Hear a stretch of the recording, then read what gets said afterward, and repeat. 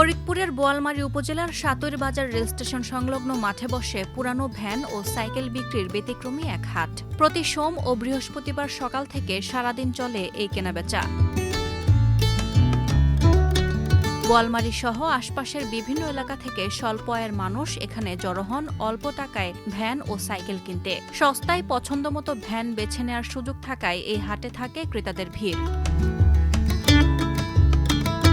ক্রেতারা ভ্যান ও সাইকেল পছন্দ করার পর দামাদামি করে সেটি মাঠে কয়েকবার চালিয়ে দেখেন। এ সময় হাটে থাকা দালালেরা ক্রেতা ও বিক্রেতার মধ্যে মধ্যস্থতা করে দরদাম ঠিক করতে সহযোগিতা করেন।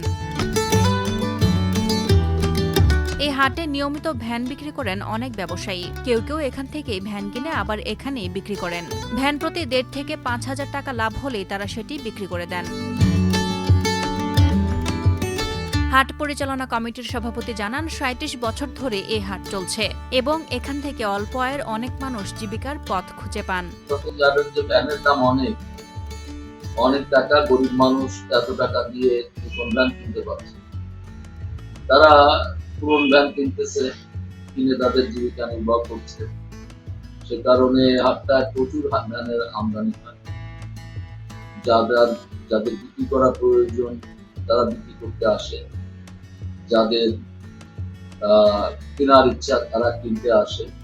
কেনা বেচা ভালোই হয়। ইজারাদার খুব সততার সাথে কাজ করে। স্থানীয়দের আশা, সরকারি বা বেসরকারি পৃষ্ঠপোষকতা পেলে ৩ দশকের বেশি সময় ধরে চলা এই ভ্যান সাইকেলের হাটের আকার বাড়বে এবং অনেক মানুষের কর্মসংস্থান হবে।